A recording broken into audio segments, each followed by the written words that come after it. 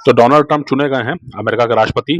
और सब लोग अंदाजा लगा रहे हैं कि उनकी नीतियां क्या होंगी और भारत पर उसका क्या असर पड़ेगा। क्योंकि हम तो भारत में रहते हैं, तो भारत का रहने वाला हूं और भारत की बात सुनाता हूं। तो इसलिए अब सोचने वाली बात यह है कि भारत में क्या असर होगा। तो अंदाजा लगाते हैं भारत में असर ये होगा कि जो ट्रंप के बहुत खास साथी हैं, एलन मस्क, उनके बारे में चर्चा थी कि उनका जो टेस्ला फैक्ट्री है जो इलेक्ट्रिक व्हीकल बनाता है, वो जो है फैक्ट्री यहाँ पे लगेगी। क्योंकि अब चाइना में जो है वैसे भी उनके उनके फैक्ट्री की बहुत ज़्यादा महत्ता नहीं है। क्योंकि चाइना ने जो है अपनी एक कंपनी BYD, उसको जो है काफ़ी आगे बढ़ा दिया है और दुनिया भर में जो है वो टेस्ला से ज़्यादा गाड़ियाँ बेच रहा है और ज़्यादा बेहतर गाड़ियाँ हैं, ये भी बताते हैं, ये भी दावा करने वाले लोग हैं। मैंने तो सुना है कि पाकिस्तान में भी कुछ अमीर लोगों ने जो है BYD की गाड़ियाँ खरीदी हैं, जो चीनी कंपनी है।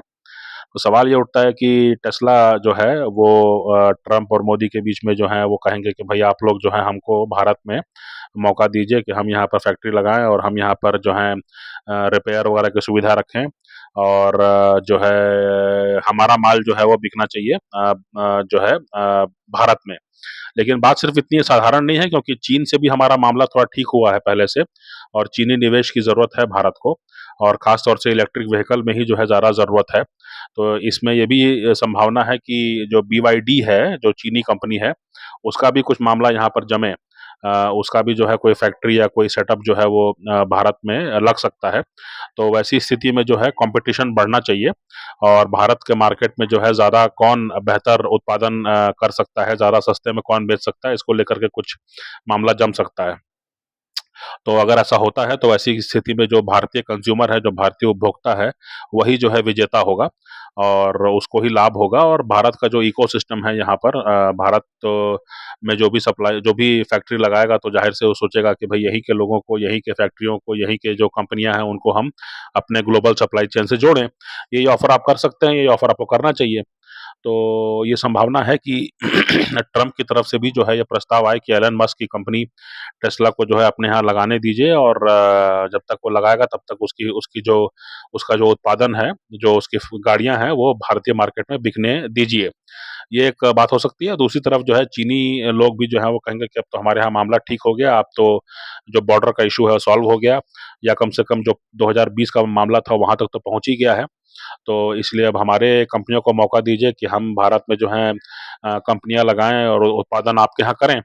तो अब देखने वाली बात यह है कि इलेक्ट्रिक व्हीकल को लेकर के अगले साल 2 साल में जो है कुछ बड़े ऐलान हो सकते हैं और भारत में उसकी बहुत ज़रूरत है। क्योंकि अगर भारत में ही जो है ये बनने लगता है और ईवी का जो इकोसिस्टम है अगर भारत में जड़ पकड़ लेता है, तो जो हमारा जो बाहर से जो तेल आ रहा है, तेल का जो हमारी खपत है, तेल तो आता रहेगा, तेल रिफाइन भी होता रहेगा, उसमें कोई बात नहीं है। लेकिन वो तेल खपत भारत में कम होगा, भारत की हवा कम खराब होगी और वो दुनिया भर में जो खरीदना चाहे वो खरीदे, उसमें कोई बात नहीं है।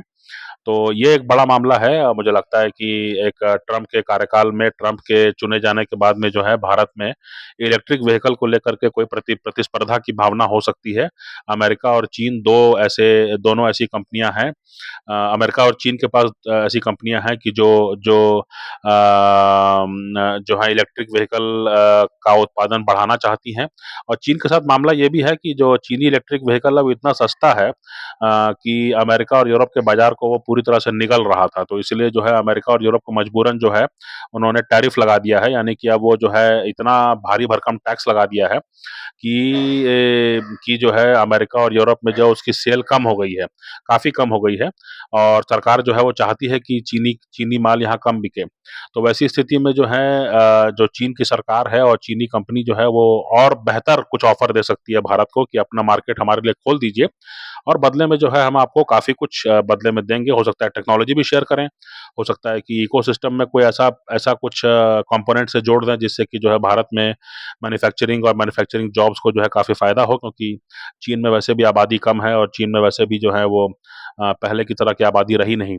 वहाँ पर आबादी बूढ़ी हो रही है और जो आबादी है भी वो भी जो है वो ज़्यादा बेहतर पे स्केल चाहती है। तो ऐसा लगता है कि ट्रंप के चुने जाने से जो है इलेक्ट्रिक व्हीकल का जो मामला है वो भारत में जो है वो अच्छी प्रतिस्पर्धा हो सकती है, और कंपटीशन जब भी होता है तो उसका फायदा जो है वो कंज्यूमर को होता है। तो भारत के जो उपभोक्ता है उसको फायदा होने की उम्मीद है आने वाले 1-2 साल में।